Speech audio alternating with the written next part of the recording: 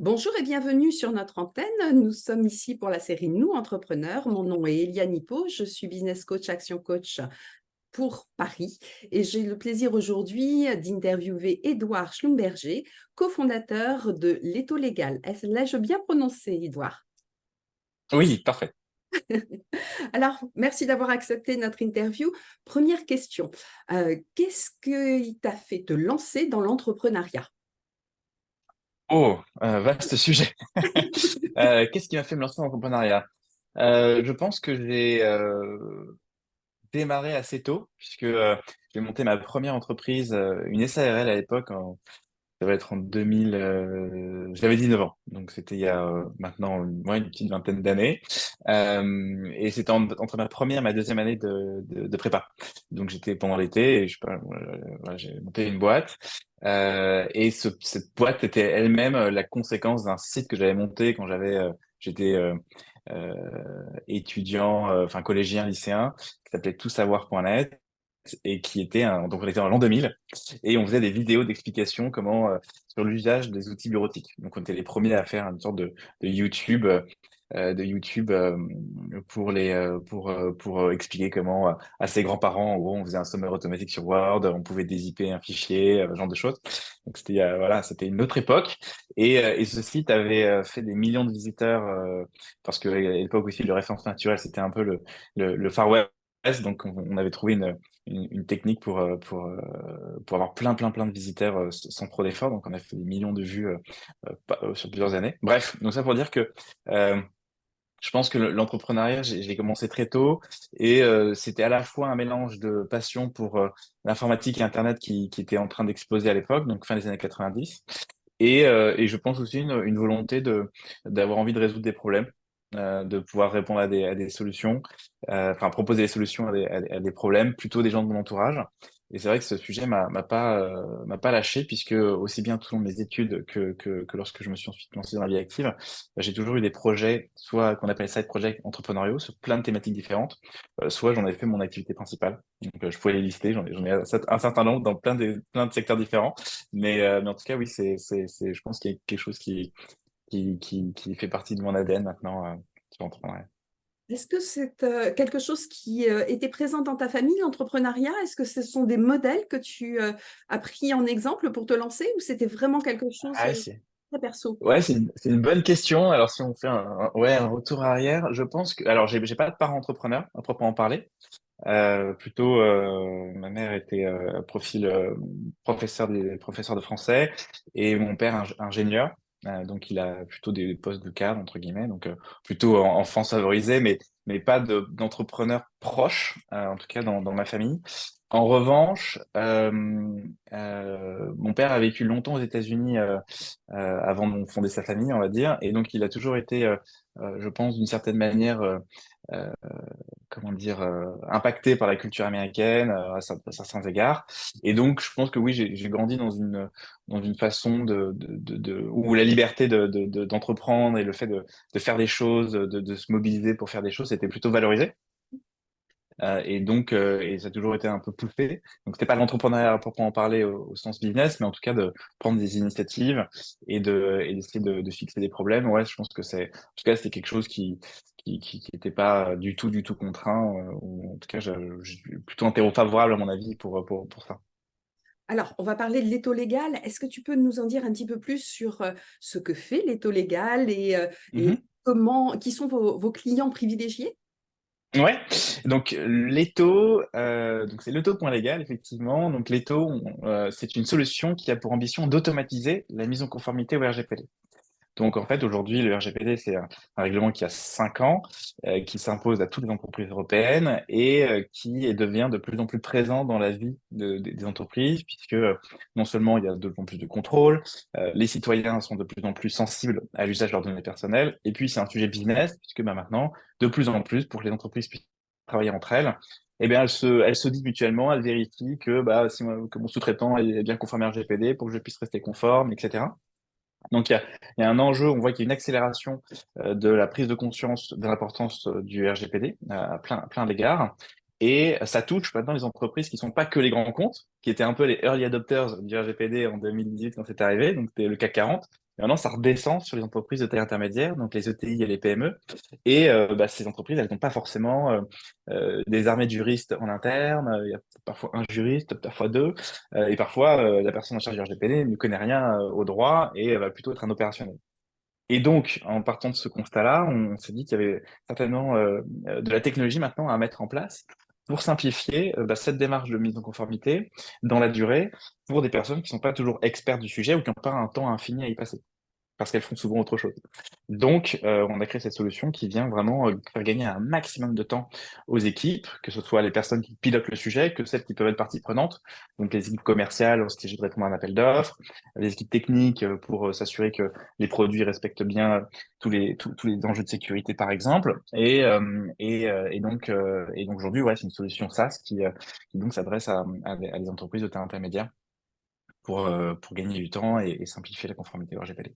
Alors, tu le disais, effectivement, les early adopters, c'était les grands comptes. Maintenant, il y a énormément de sociétés qui se rendent compte que le RGPD, ça les concerne aussi. Qui est ton client idéal?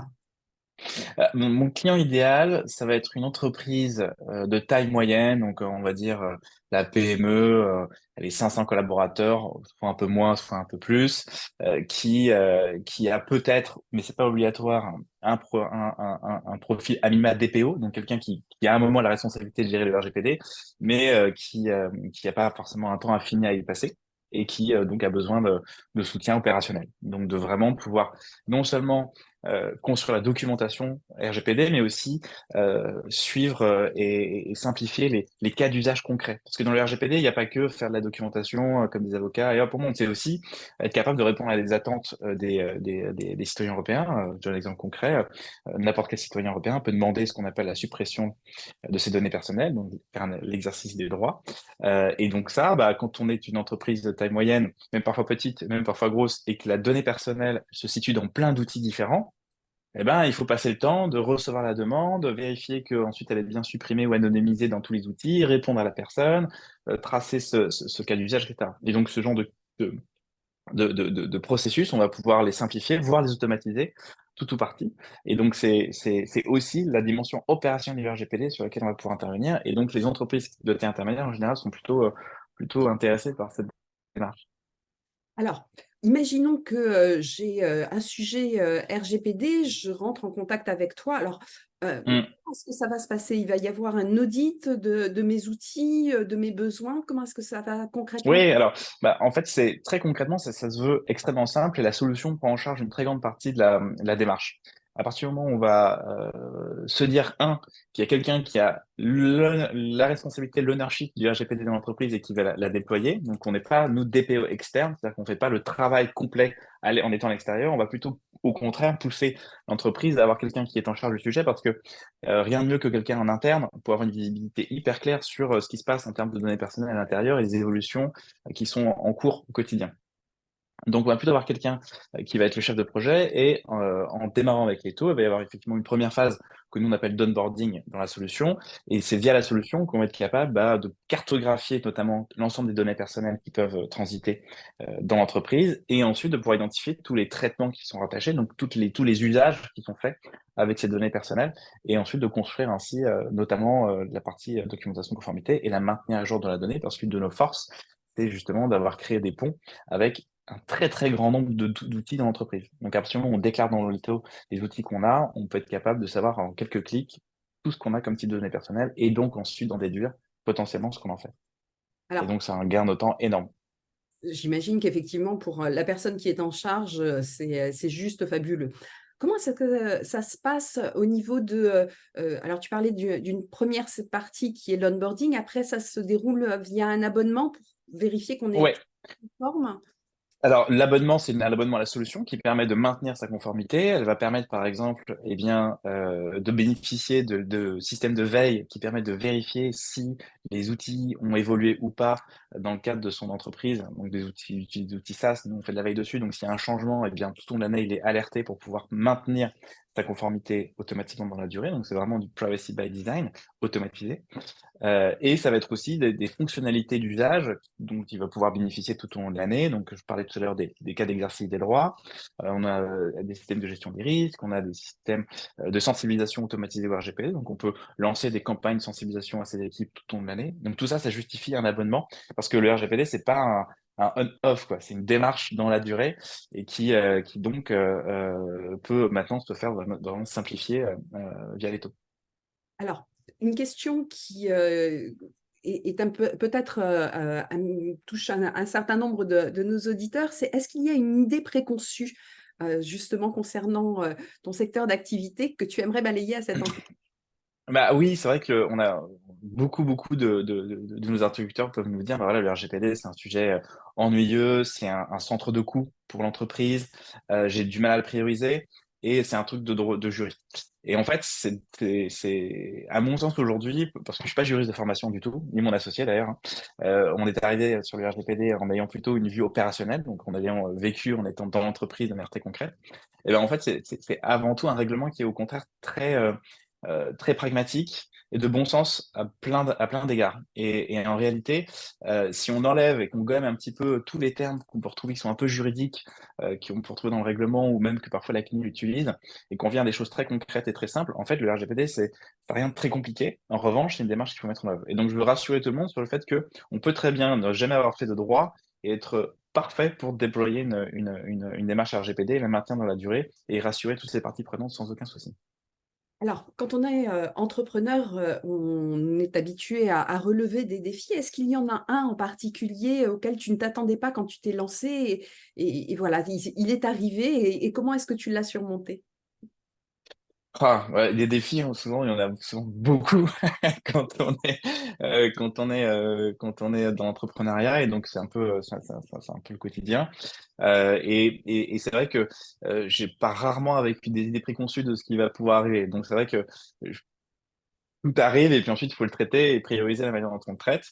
Après, ce qui est intéressant, c'est qu'on s'est aperçu que même de très grands comptes avaient des enjeux de conformité.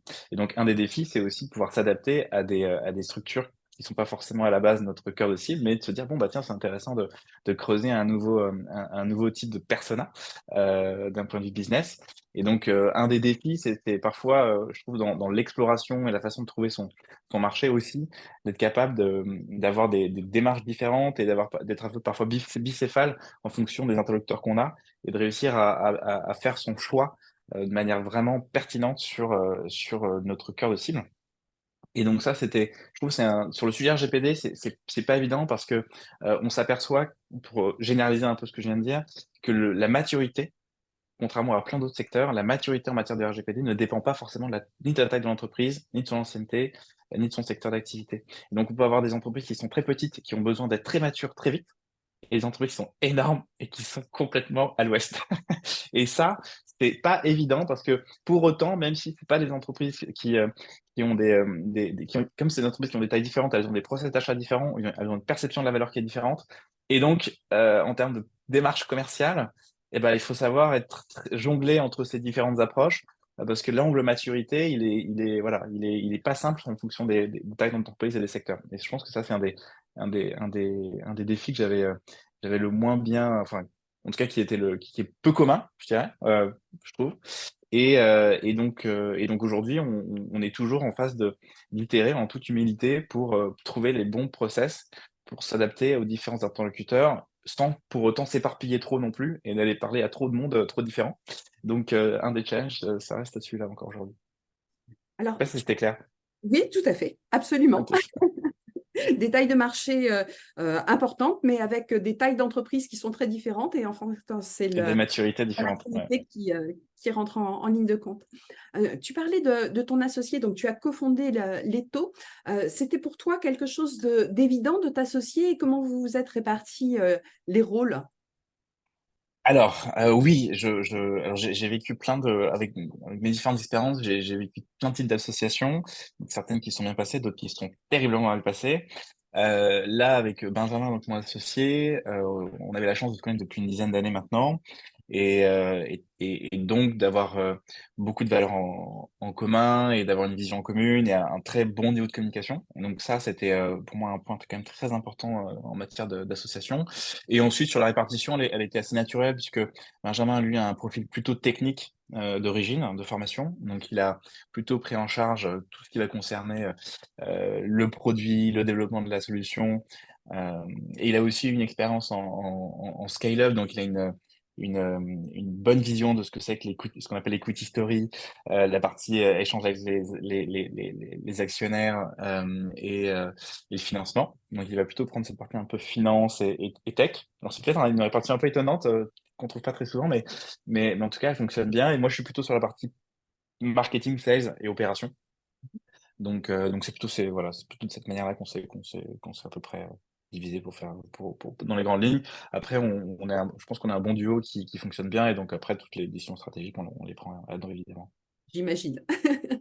Alors, une question qui nécessite un petit peu d'imagination. On va imaginer que j'ai une machine à remonter tout le temps. Je t'embarque dans ma machine et nous Mhm. rencontrons adolescents. Est-ce qu'il y a un conseil que tu aimerais donner au jeune Édouard? Wow, ça c'est sans préparation, la question n'est pas simple, hein. Un conseil que je pourrais donner aux jeunes joueurs, oui, alors c'est bête, mais alors en fait, c'est un conseil et en même temps, bon, oui, non, je pense que je reviendrai sur le sujet de l'association parce qu'en fait, là, j'étais en train de penser à des sujets qui ont été compliqués dans ma vie, notamment le permis de conduire, que j'ai raté plein de fois, qui m'a fait monter une boîte, hein, qui s'appelle vonvon.fr, qui est devenu le premier comparateur d'auto-école en France.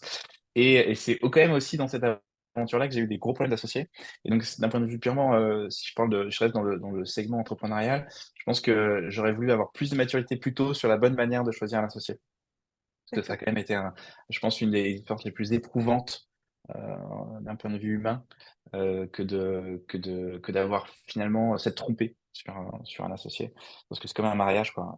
Et ça, c'est quand on, voilà. Donc c'était assez compliqué. Et c'est vrai que rétrospectivement, si je balaie et que je fais un peu ouais, sur ces 10-15 dernières années, les sujets qui ont été les plus douloureux et sur lesquels finalement j'aurais voulu avoir un peu plus de maturité au bon moment, c'est plutôt celle-là. C'est être meilleur sur comprendre ce que c'est qu'un socle de valeurs communs, avoir les bonnes questions, pas avoir peur enfin, ne pas mettre, entre guillemets, les problèmes humains sous le tapis au profit du projet, mais aussi euh, se rappeler que l'humain reste le point numéro un. Et c'est vrai que quand on est jeune et qu'on a envie que son projet monte et avance, on a tendance à le favoriser vis-à-vis de l'humain. Et ça, c'était, je pense, une erreur. Donc voilà, c'est plutôt ce genre de sujet que j'essaierai de partager, je crois. Alors, tu le disais, hein, une association, c'est comme un mariage, c'est une équipe et il faut Mm. que l'équipe avance et à la même vitesse et avec le même objectif. Alors, une dernière question, si tu me le permets, est-ce que justement, il y a une question que je ne t'ai pas posée et que tu aurais aimé que je te pose? Euh,